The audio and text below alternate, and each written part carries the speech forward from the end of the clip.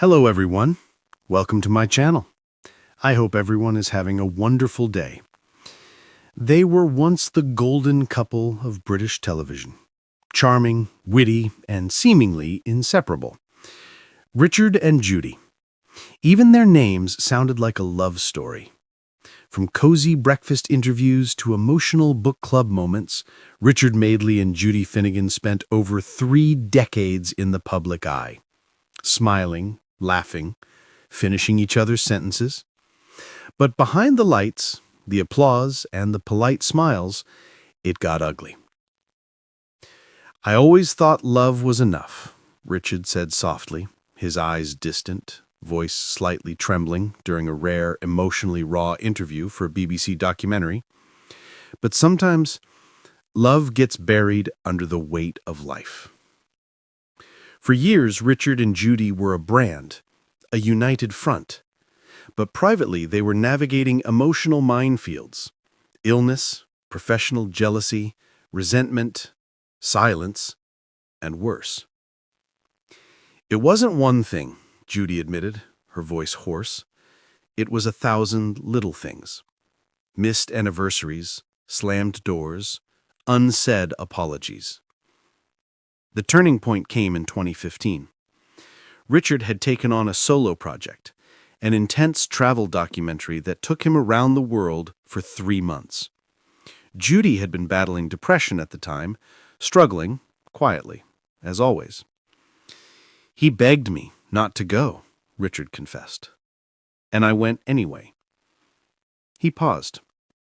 A long, painful silence. "I thought I was doing it for us, for the money, for the profile.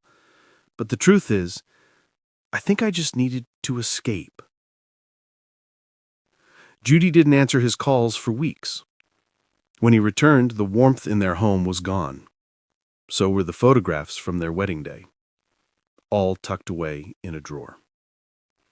For the first time in their 30-year marriage, they considered divorce. They kept up appearances, of course. Award shows, media interviews, a few TV appearances. But the sparkle was gone. Fans noticed. The chemistry seemed scripted. Their famous laughter, hollow. "It was like living with a ghost," Judy said quietly. "He was there, but he wasn't. I had lost my husband." Richard moved out briefly in 2017. He rented a flat in Notting Hill, alone with his thoughts, old scripts, and whiskey.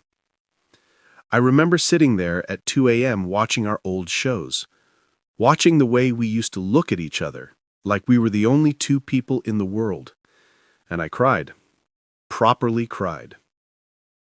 The tabloids speculated. Infidelity, addiction, meltdowns. But the truth was simpler and sadder. "We stopped choosing each other," Judy explained. "Every day, love is a choice. And we just stopped." They were 2 people who had given the world their best selves, but forgotten to save something for each other. And yet, even in the rubble, something endured. In 2018, Judy was hospitalized briefly after a fall at home.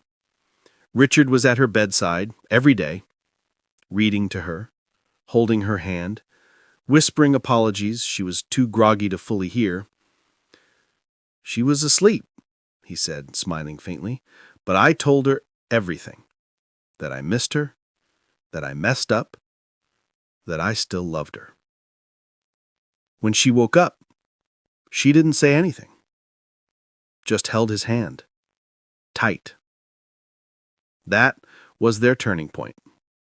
Not a movie moment, not a grand speech, just fingers entwined in a sterile hospital room. The road back was long. Therapy, honest conversations, long walks without cameras, relearning how to be Richard and Judy without the stage lights. "It got ugly," Richard admitted. "But sometimes ugly is honest, and honesty is what saved us." Now, at 69 and 77, They aren't pretending to be perfect. They argue, they forget birthdays, they get tired.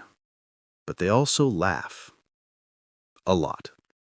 Not for the cameras, not for the fans, just for each other. There's a kind of love that comes after the storm. It's quieter, gentler, but it's real. More real than anything we ever had in the spotlight.